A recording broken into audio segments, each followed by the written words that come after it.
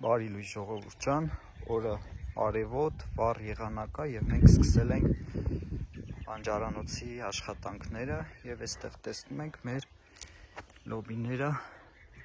այսօր փխրեցրել ենք, մի քանի օր էլ կմնա այստեղ ու արդեն ճախերը մեր լեզվով ասած կտնկենք։ Նաեւ այստեղ ուզում եմ ցույց տամ մնացածը բանջարանոցի, այստեղ տեսնում եք տեղափոխել եմ կաբաշկիները եւ պատիսոնները, մի երկու հատը արմատներով լավ դուրս չէր եկել ու այսպես ճլորել է, բայց մնացածը կարծես թե լավ են։ Այստեղ կարտոֆիլներն ենք սկսել արդեն բուկլից անել, տեսեք։ Այսպես խորը բուկլից ենք անում մենք, սա բոլորը տանում եք, սա գիտեք, տեսեք։ Մի քանի օր այս աշխատանքներին կցված ենք, որովհետև այս ընթացքում ժամանակը բաց թողնելու դեպքում հետո չենք կարող, որովհետև ինքը անձրևներից հետո շատ արագ թփակալում է ու հետո հեշտ չի լինի իրանց արանքներով մտնել եւ ինչ որ բան անել։ Այսօր մնում է սոխը փխրեցնենք։ Սոխը գիտեք, իմ մոտ մանր սոխուկներով տնկած սոխն է, որ արդեն լավ բարձրացել է, բայց այ մոլախոտերը տեսեք ինչ տիպի են աճում։ Արդեն սա երկրորդ անգամ պետք է փխրեցնենք, քանի որ մի անգամ փխրեցրել ենք, անձրևներ ա եկել ու տեսեք թռչունները պտտվում են ու ընդկահավը ճտերի հետ են տեղա։ Տեսեք ինչ ձևով է ինքը ազդանշան տալիս, որպեսզի ճտերը պահկվեն։ Այսպես այսօր այդ աշխատանքները կանենք։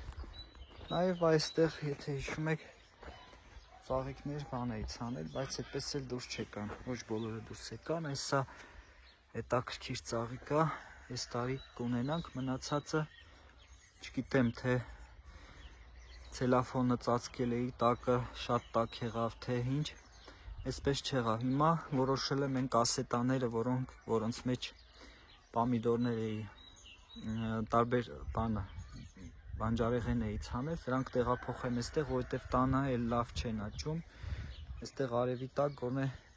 մի որոշ ժամանակ կպահենք, հետո արդեն կտեղափոխենք մարգերի մեջ։ Այստեղ վարունգն է, վարունգի առուներն եմ արել, այս տարի 3 հատ երկար առու ենք անելու, չեմ ուզում կարճ լինի, այսպես երկար, անցած տարի էլ այդքան էր, ուղղակի մեջը սենց կիսած էր։ Վերևում բրոկոլի եւ ծաղկակաղամբ ենք սածիլել, տեսեք, ու արդեն բռնել է։ Անկեղծ ասած չգիտեմ սրանցից որն է բրոկոլին, որը ծաղկակաղամբը, թփերը շփոթել եմ, երկու կապ էի առել, կապերը շփոթել եմ, հիմա չգիտեմ, բայց դե ինչ ուզում ա լինի, սենց լավ է։ Ու սխտորների մոլախոտի վիճակն եմ ուզում ցույց տամ։ Անձրևային եղանակները լավ են, բայց որ այսպես անընդհատ պետք է քաղան անենք, այ դա չեմ սիրում։ Ընդամենը մի քանի օր առաջ էի քաղան արել ու արդեն տեսնում ենք ինչ վիճակ է։ Բայց քաղանի արդյունքում արդեն ցողունները տեսեք ինչ լավ հաստացել են։ Մնում է նորից թեթևակի ոչ շատ խոր, այլ մակերեսային էլի մի հատ փխրեցման կարգի մոլախոտերը չորացնենք եւ արդեն կարծես թե էլ սխտորի հետ կապված որևէ աշխատանք չի լինի, մինչեւ արդեն միջուկը դուրս կգա, միջուկը կհավաքենք ու կթողնենք արդեն ձևավորվի սոխուկը։ Ինձ մոտ նաեւ սոխի մեկ այլ տեսակ կա, ժողովուրդ ջան, սա սխտորաձև սոխերն են, իրանք հատիկով տնում ենք, էլի սենց փնջով դուրս է գալիս, ինչպես օրինակ սխտորն է։ Այն մեկերը, որոնք մանր սոխուկները գնում ենք դնում ենք, նրանք մի սոխուկից մեկ սոխ է դուրս գալիս, իսկ սրանք թեև մի փոքր նրանցից մանր են, մի փոքր չէ, բավականին մանր են, բայց սրանք էլ արդեն փնջային են դուրս գալիս, տեսեք, մեկ հատ բան ենք դրել, սոխուկ ենք դրել ու դուրս է եկել 1, 2, 3, 4, 5, 6, 7, մեկ սոխից 7 գլուխ սոխ է դուրս գալիս, ու մոտավոր այս չափի սոխեր են, իրենք հարմար են օգտագործելու ու նաև գորիսում թան են պատրաստում, սոխաթան, դրա մեջ լցնելու համար, իսկ նա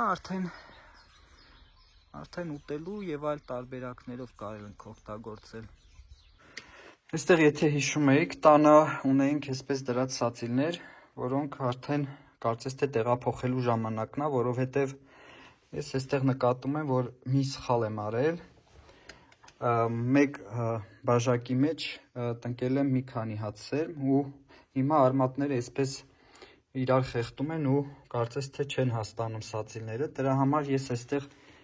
մի քանի հատը տեղափոխել էի, որպեսզի մի փոքր հաստանա ու արդեն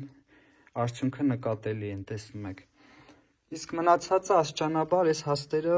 արանքից պետք է հանեմ ու տեղափոխեմ արդեն բաց գրում։ Դա անելու եմ աստիճանաբար եւ ոչ միանգամից, որովհետեւ դեռևս կան փոքրերը, մեծերը հանելուց արդեն փոքրերին բավականաչափ տեղ կլինի ու իրենք ավելի կհաստանան։ Այստեղ նաեւ պղպեղ, բիբար ու մի քանի հատ էլ վարունգ ունեմ, այ պղպեղներն էլ արդեն լավ հաստացել են, սրանք կարծեմ բան են, քաղցր բիբար են, այստեղ գրած ունեմ ես, քաղցր բիբար են, սրանք էլ արդեն բաց գրում տեղափոխելու ժամանակն է, որովհետև արդեն անձրևներից հետո հողը լավ խոնավ է ու արդեն արև է, կարելի է այսօր զբաղվել դրանով։ Իսկ վերջին սերմած պամիդորները այդքան էլ լավ դուրս չեկան հողից, շատերը այդպես էլ դուրս չեկան, իրանց փոխարեն նորից գնված վարունգ եմ ցանել, որոնք կարծես թե էլի չեն երևում։ Գնված սերմերը այդպես են, ոչ բոլորն են որ ծլում են, հատկապես եթե մի փոքր անհայտ ծագման սերմեր են, այսինքն ոչ թե անհայտ ծագման, այլ մարդիկ բերում են այդ սերմերը, երկար ժամանակ չի վաճառվում, պահում են եւ իրենց պիտանության ժամկետն էլ է անցնում, սերմերն իրենք եւս ունեն պիտանության ժամկետ։ Այս սրանք բանն են, պատիսոններ են, որոնք նոր եմ դրել, այն սկզբի դրածներն արդեն տեղափոխել եմ եւ սրանք էլ աստիճանաբար այս հաստերը արդեն կարելի է հանել։ Եվ նույնա արդեն իրենց արմատները ամբողջությամբ հողը վերցրել են, այս կասետաներն էլ ավելի փոքր տարածք են վերցնում, ավելի փոքրերն են, սրանք էլ կարելի է տեղափոխել բաց գրունտ, որպեսզի արդեն իրենք աստիճանաբար սկսեն հաստանալ ու ցողուն տալ։ Ես այսօր նախատեսել եմ տնկել այս սածիլները, որոնք ես մոտավոր 10 օր առաջ էի տեղափոխել մեծ ամանների մեջ, այդ տեսեք սրանք մեծ ամաններ են, ու իրենք արդեն բավականին հաստացել են։ Սրանք այս մի քանիսը սև սորտի պամիդորներ են, այն եզակի սերմերից, որոնք սկսեցին, լավ ծլեցին ու դուրս եկան, շատերը այդպես էլ չծրեցին, կան նաև այլ սորտեր, մանր սորտեր և տարբեր տեսակների, որոնք որոշները ծլեցին, իսկ որոշները ոչ, այդ տեսնում եք, սա տեսեք ինչ հաստ ցողուն ունի, իսկական տեղափոխելու ժամանակն է։ Հիմա ուզում եմ ցույց տամ, թե ոնց եմ ես նախապատրաստում սածիլները բաց գրունտի համար, տեսեք այս կասետաներից հանում եմ այսպես ու այսպես տեղափոխում եմ արդեն ամանների մեջ, ավելի մեծ ամանների մեջ, որպեսզի իրենք նրանց արմատային համակարգը նորից ավելի լավ զարգանա ու նաև նրանք հարմարվեն արդեն բաց գրունտին, որից հետո արդեն տեղափոխում եմ հողի մեջ, հենց այսպես վիճակում։ Հիմա այստեղ կա 4, նույնիսկ փոքր 5-րդ սածիլը, տեսեք, Այսպես առանձնացնում եմ այս մանրերը, սրանք նորից կարող են տեղափոխել արդեն այս կասետայի մեջ։ Ու սրանք, արմատները այդքան շատ չի վնասում, տեսեք, սա նույնիսկ կարող ենք տեղափոխել բաց գրում, բայց իրեն դնում ենք այս փոքր ամանի մեջ։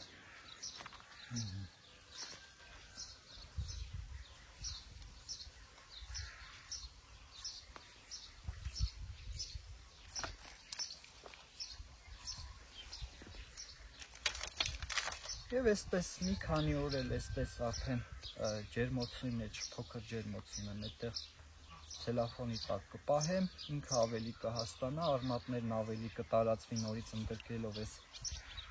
բաժակի ամբողջ ծավալը եւ արդեն իրեն կտեղափոխեմ բաց գրունտի մեջ։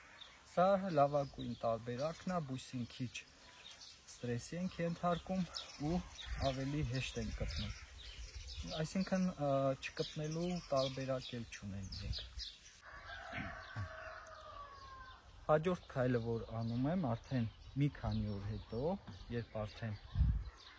բույսը հարմարվում է ամանին ու արմատները տարածում են ամանով մեկ, ես միանգամից առանց իրեն հողից առանձնացնելու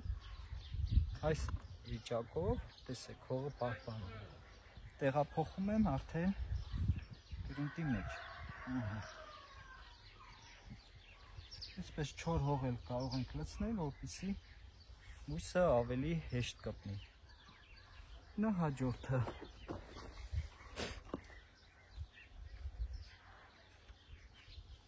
Ուղղակի այսպես պտտում ենք ու իրեն տեղափոխում ենք արդեն հողի մեջ։ Վերջ, հեշտ տարբերակ։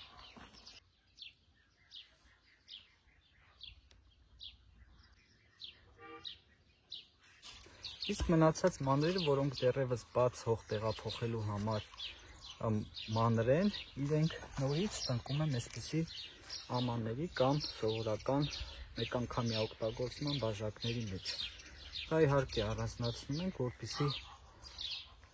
իրեն միանգամից հեշտ լինի առանց հողից կտրելու տեղափոխել բաց գրում։ Եվ այս վիճակում իրեն թողնում ենք էլի մի քանի օր, ինքը հաստանում է ու արմատները սկսում են ավելի լավ զարգանալ, քանի որ ամանում ինքը շատ ավելի հեշտ է տաքանում, այս բաժակի մեջ տաքանում է ու տաքությունը նպաստում է, որ նրա աճը ավելի լավ լինի, նրա արմատներն ավելի լավ զարգանան։ Բաց գրունտի մեջ այսպիսի սացիլ տեղափոխելը նախընտրելի չի, որովհետև ինքը մանր է, շուտ արևի ճառագայթների տակ չորանում է և ուշ է կպնում։ Հեշտ տարբերակ։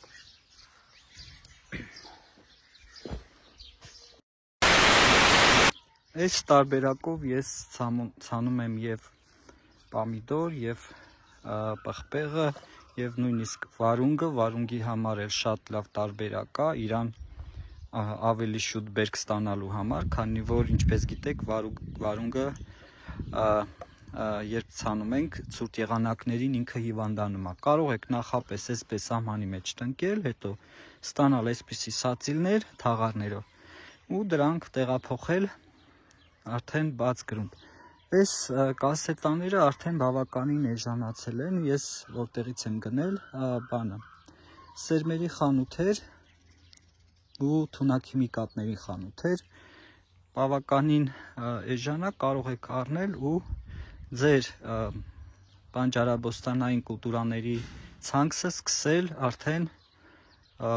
փետրվար-մարտ ամսից, որպեսզի արդեն եղանակները տաքանալուն պես ունենաք արդեն սացիլներ դրսում տնկելու համար։ Ինչով է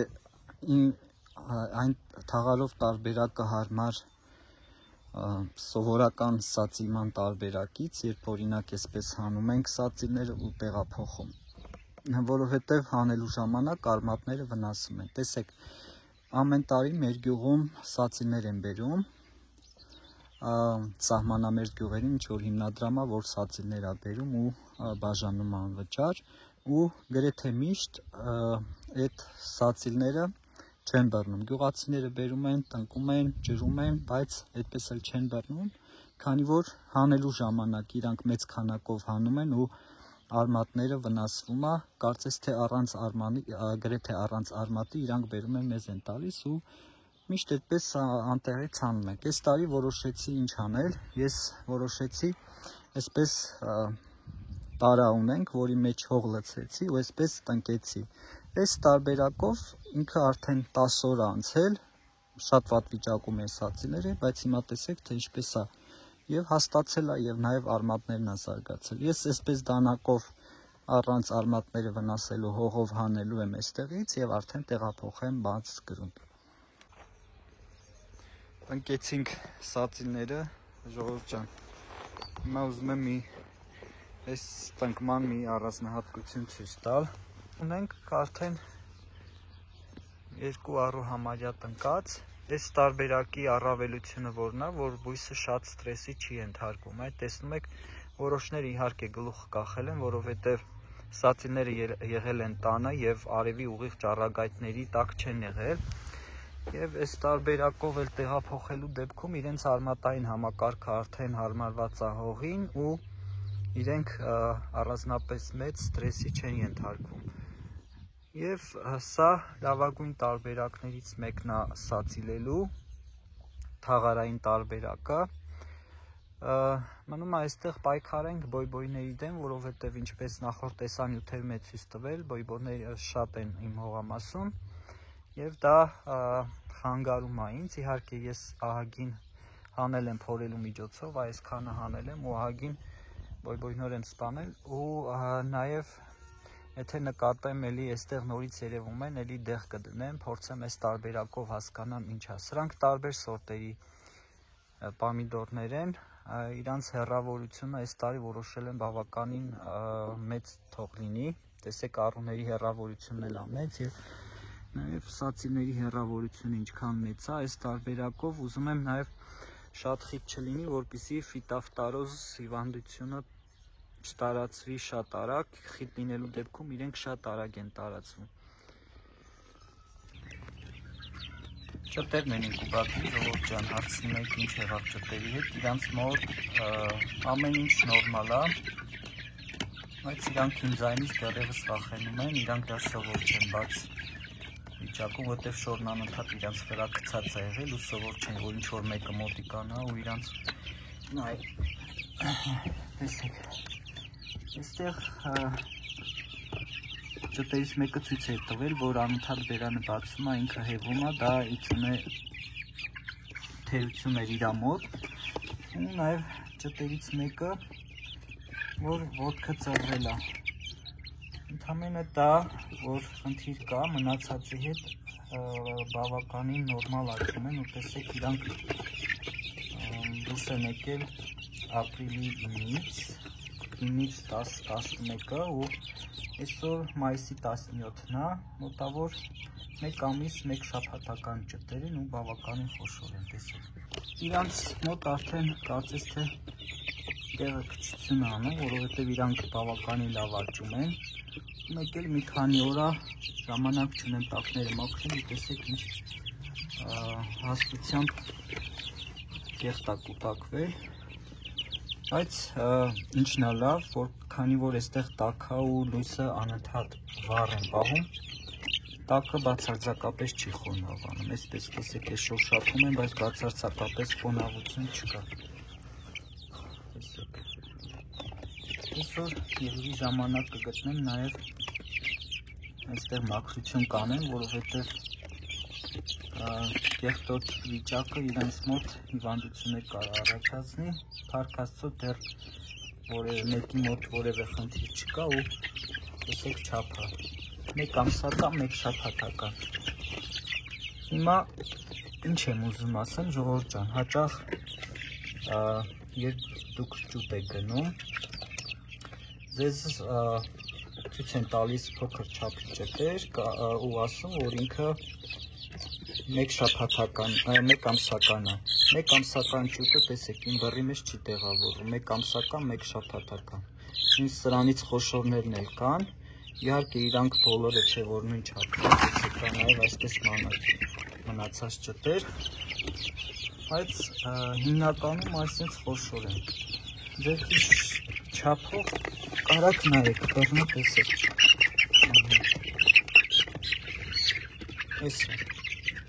Սա մեկ ամսական, մեկ շաբաթական են, ինչ եմ ուզում ասեմ, որ լավ պահված ճտերը, իրանք մեկ ամսականում այս տեսքն ունեն և մի հավատացեք, երբ դեռևս փետուրները ամբողջությամբ չփետրակալած ճտերը ձեզ բերում են ու ասում են մեկ ամսական։ Սրանք համարյա 40 օրական ճտեր են, իսկ վստահ եմ այս չափի ճտերը ձեզ վրա կծախեն 2 ամսականի տակ ու բավականին թանկ գնով։ Պետք չի հավատալ իրանց, իհարկե ես հասկանում եմ, որ իրանք էլ ռեսուրսներ են ծախսում, կերը բավականին թանկ է ու նաև ինկուբատոր դնելն էլ առանց ծախսի չի լինում, հետևաբար իրենք իրենց ապրանքի դիմն են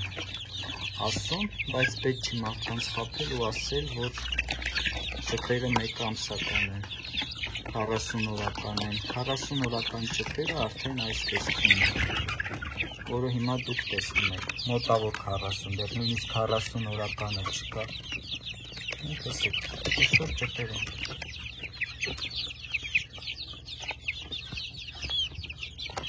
Այս ճուտն եմ ուզում ցույց տամ, գլխարկողը, սա հենց կանաչ ճղերից դուրս եկած ճուտն է, որը այս մեկն էլ կարծես թե ակտոր է, ենթադրում եմ, որ ակտոր է, ակտոր է, իհարկե։ Ու հույսեր չունեմ, թե այս տարի հենց կանաչ ձվերից հավ կունենանք, որպեսզի նաև կանաչ ձվեր ունենանք մյուս տարի ինկուբատորում դնելու համար։ Տեսեք, կա այս ակլորին նայեք, տեսեք ինչ խոշոր է։ Ակլորները բավականին խոշոր են լինում ու այստեղ նաև գերակշռում են ակլորները։ Ինչ եմ տալիս իրենց, ես իրենց տալիս եմ դեռևս կոմբիկեր ու նաև արդեն ցորենին եմ սովորացնում, տեսեք ողջոտել եմ, հենց ամանով ցորեն եմ դնում, կոմբիկերի հետ զուգահեռ և իրենք արդեն աստիճանաբար հարմարվում են ցորենին, կոմբիկերն էլ աստիճանաբար պետք է քչացնեն, որովհետև կոմբիկերը թանկ կա և նաև իրենց պետք է սովորացնել ցորենին, որովհետև ամբողջ ընթացքում չեն կարող իրենց միայն կոմբիկեր տալ։ Պետք է նաև ցորեն տանք, որպեսզի հարմարվեն ու մի փոքր քիչ ծախսատար լինեն։ Ու կոմբիկերից բացի նաև իրենց թարմ կանաչ խոտով եմ կերակրում, արդեն 15-20 օրից ավել կլինի, իրանց կանաչ խոտով կերակրում եմ, կանաչ խոտն է լավ ուտում եմ ու օրվա մեջ 2 անգամ ահագին կտրտում եմ մանր, որպեսզի իրեն կարողանան ուտել ու լցնում եմ դեմները։ Եվ ունենք արդեն այս վիճակը։ Լավ չէ, տեսեք, ամբողջությամբ փետրակալել են, նույնիսկ 40 օրական ճտերի գլխի վրա, ուշադիր տեսնում եք, արդեն բանը, իսկս աղվամազերը կորչում են և դուրս են գալիս իսկական փետուրները։ Այսքան է այս ճտերի մասին, ընթացքում մնացած էլի ցույց կտամ։ Հիմա մի բան եմ ուզում ցույց տամ, ուրեմն մինչև այդ հնդկահավի շունն ուտելը իր ձվերից երկուսը ինքը ջարդել էր, սա ու սա։ Ես մեկը կողքից էր ջարդել, մեկը վերևից էր։ Երկուսն էլ սկոճել էի, մոտ երևի մի 10 օրա երկուսը դրել եմ ինկուբատորի մեջ, հիմա այս մեկը արդեն ծկլթել է։ Տեսեք, սկոճով ամրացրած է ինքը։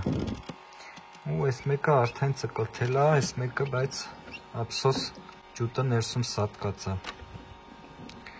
Ու այս մեկից կարծես թե ինչ-որ բան դուրս կգա։ Փաստորեն մի հնդկահավից, որի տակ 13 ձու կար, ընդամենը այս մեկը մնաց, տեսնենք կհաջողվի դուրս կգա ջուտը թե չէ։ Ու արդեն ծկլթել է։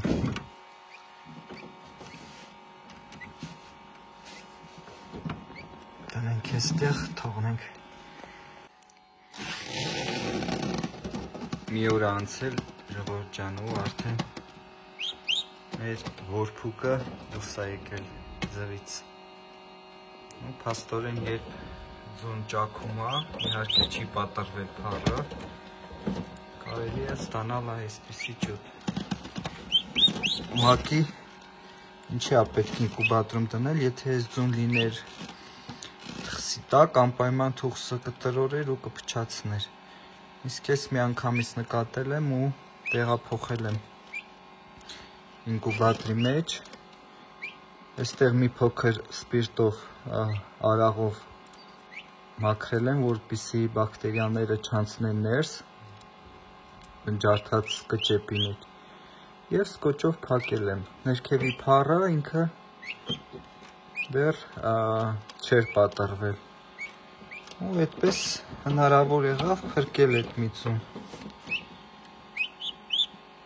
Իսկ այս մեկը արդեն օդապարկի մոտից չէր, այլ ավելի ներքևից ու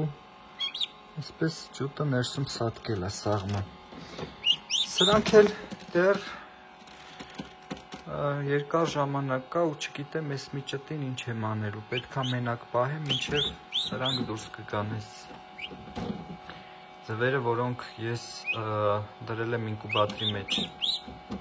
Սրանք այն ձվերը չեն, որ թխսի տակ են եղել, այլ առանձին ձվեր են, թխսի տակի ձվերը շունը կերել էր ամբողջությամբ։